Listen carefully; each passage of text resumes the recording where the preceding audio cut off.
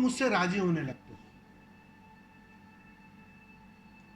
छोटा मोटा सर्दी जुकाम हो ना, तुम डॉक्टर के पास नहीं जाते हो, ठीक है, चलता है, उसको स्वीकार कर लेते हो। उससे कोई ट्रांसफॉर्मेशन नहीं हो सकता है, क्योंकि कोई भी ट्रांसफॉर्मेशन, कोई भी बदलाव एक अति पर होती है। पानी को 99 डिग्री तक उबलना पड़ता है, तब कुछ बात बनती है। अब 10 डिग्री का अहंकार रहेगा ना, तो पहली बात तो अहंकार से मुक्त होना है, उसका ख्याल ही नहीं पैदा होता, उसकी पीड़ा ही नहीं खलती है, क्योंकि उसकी मात्रा बहुत कम है, वो उतना बेचैन नहीं करता है। वो तो जीवन में जैसे जैसे पीड़ा बढ़ती है, अहंकार का दंश बढ़ता है, अहंकार का घनत्व बढ़ता है, तो पीड़ा गहरी और बड़ी होने लगती है, वो पीड़ा असह्य होने लगती है, और असह्य दुख से तुम तुरंत ही इसी क्षण मुक्त होना चाहते हो। आश्चर्य नहीं है कि सारे तीर्थंकर क्षत्रिय निकले, पूर्ण अहंकार में जीते थे। राजा मतलब पूर्ण अहंकार।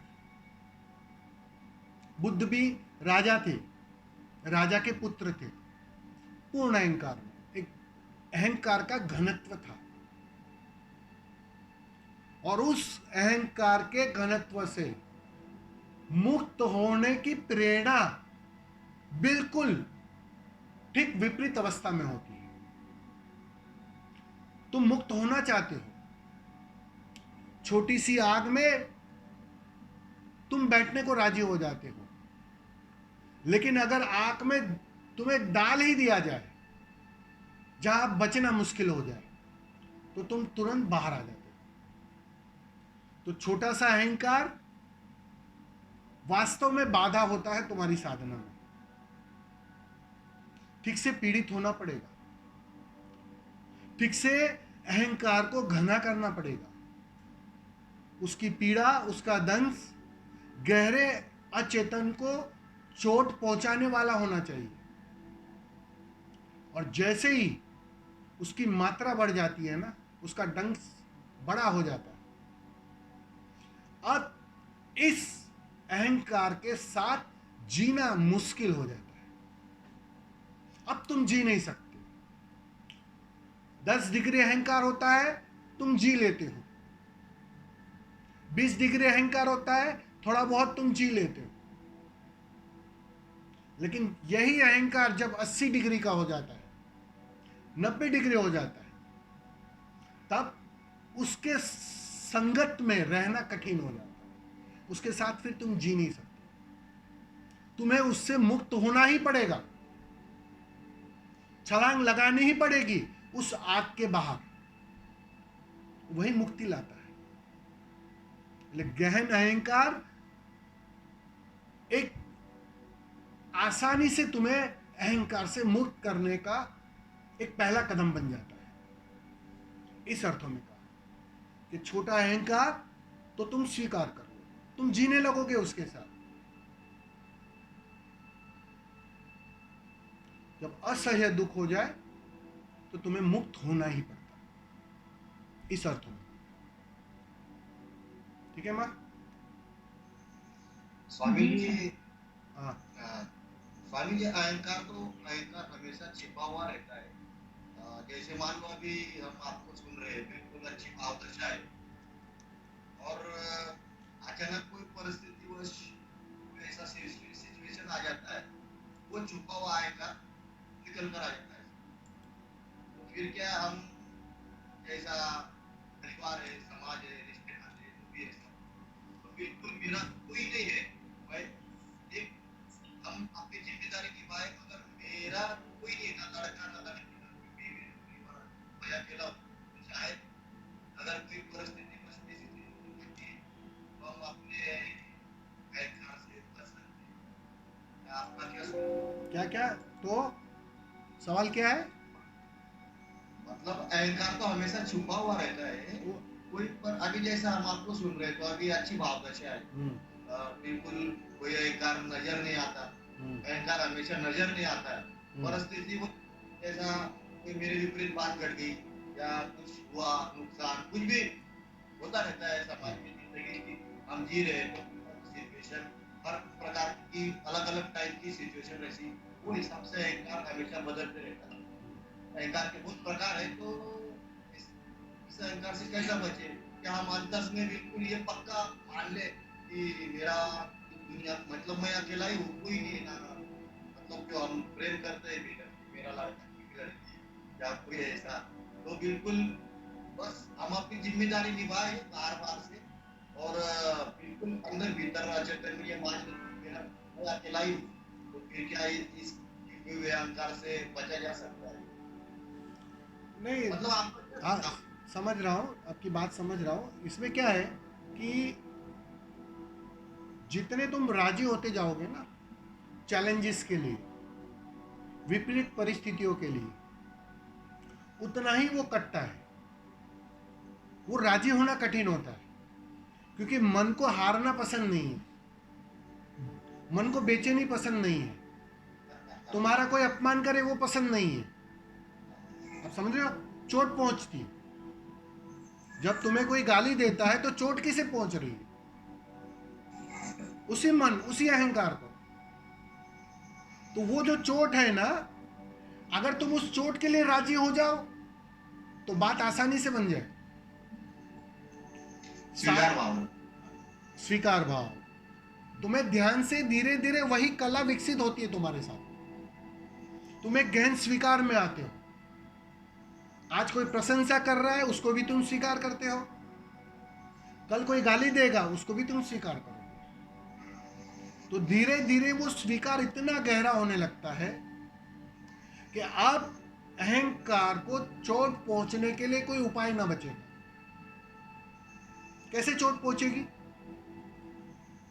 अगर तुम स्वीकार में आ गए कि अब कोई गाली दे तो भी ठीक है, कोई फर्क नहीं पड़ता है, तो जैसे ही कोई फर्क नहीं पड़ता है ना, तब फिर अहंकार का फिर ताकत खत्म हो जाती है। फिर अहंकार का कुछ नहीं चलता, फिर मन का कुछ नहीं चलता। वो तो अस्वीकार के कारण उसका चलता था। अस्वीकार का मतलब क्या है? तुमने मन को बहुत ज्यादा तवज्जो दी, तुमने मन को मालिक होना मान लिया, तुम उसकी जी हजूरी में लग गए। मन ने कहा नहीं, इस आदमी से दूरी बनाओ, ये गाली दे रहा है, तुम दूरी बना लेते हो। मतलब तुमने मन की मान ली। कबीर ने नहीं कहा निंदक नहीं रे राखी है। निंदा करने वाले को तो बहुत करीब रखना। और गुरु करता क्या है? गुरु यही काम करता है, तुम्हें तोड़ता है, तुम्हें हर तरह से कहो समाप्त करता है, जलील करता है। लेकिन उसके लिए तैयारी चाहिए। वो तैयारी है तो बाहर की हर परिस्थिति सीढ़ी बन जाती है। और अगर वो तैयारी नहीं है, एक बात समझ लेना, अगर वो तैयारी नहीं है तो किसी जीवित गुरु के पास रहकर भी तुम चुक जाओगे, क्योंकि कल वो जीवित गुरु डंडा लेके आएगा तुम्हारे पास। तैयारी है? तो मैं वही कह रहा, अहंकार की सिचुएशन बहुत अलग अलग रहती है। जैसा मान लो कोई अपना फैमिली का मेंबर है और हमें दिख रहा कि ये जो काम करने जा रहा है इससे इसको नुकसान हो सकता है, और अगर हम कह रहे हैं और वो नहीं मान रहा है तो फिर हमारा छिपा हुआ अहंकार वो उभर कर आ जाता है, फिर हम दुखी हो जाते हैं। तो मैं ये कह रहा था इससे बहुत अलग अलग प्रकार की सिचुएशन में नहीं, लेकिन मैं यही कहता हूं, मैं तुम्हें वही तो कला दे रहा हूं कि तुम जो लोग तुम्हारे अहंकार को बाहर निकालने के कारण बनते हैं, निमित्त बनते हैं, आप तो अच्छा सोच रहे उन सब नहीं, उन सबको गुरु मान लो ना। इससे इसको नुकसान हो सकता है, हमें दिख रहा है क्योंकि हमारा अनुभव है, तो हम उसको सुझाव देते हैं कि नहीं, पहले तो किसी को सजेशन देने की जरूरत नहीं है। तुम पहले अपना काम करो। यहाँ सबको टीचर बनना है। नहीं, नहीं मतलब कोई आपका नहीं नहीं, पहले पहले तुम ठीक हो जाओ। ये क्लियर दिख रहा नुकसान हो रहा है, ये मुझे अरे वो थोड़ा होने दो ना। अरे वो भी उसका लेसन का हिस्सा है, आप क्यों नहीं समझ रहे हो? बराबर। आपने अहंकार से पीड़ा भुगती, तभी ये ख्याल आया ना कि अहंकार के पार जाना है। तो उसको नहीं सीखना है क्या वो? आप ही हो खाली, कि आप ही सीखोगे गलती करके? नहीं बच्चे की अरे कोई भी हो, गलती उसको करने दो, वो जरूरी है। वही गलती उस करके सीधी सी बात है, उसका पहला लेसन है वो। तो वो आपका काम नहीं है। आप पहले बस अपना सोचो। ओशो ने जो कहा है बहुत सुंदर कहा, परम स्वार्थी हो जाओ। अब दूसरों की चिंता मत करो, दूसरों की चिंता तो बाद में आएगी, वो अस्तित्वगत करेगा। वो उसकी भी करे। अभी जो माँ का प्रश्न था कि पत्ता उसकी मर्जी से के बिना हिलता नहीं है, तो वो फिक्र नहीं करेगा क्या? कोई गलत कर रहा होगा तो वो उसको पता है। तुम मत सोचो।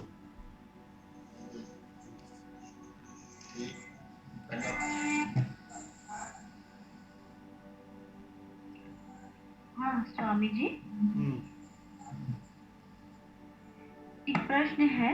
हम्म, वो बोलती है, I am continuously listening and reading Osho's audio also. Sir, I am deeply impressed with Osho's theory. Now I have a question in my mind. Can you elaborate me the definition of पाप and पुण्य? ये निर्मल सिंह है, हम्म। इनका प्रश्न है। पाप और पुण्य में भेद क्या है, उसकी परिभाषा क्या है, उसको थोड़ा बता चाहिए।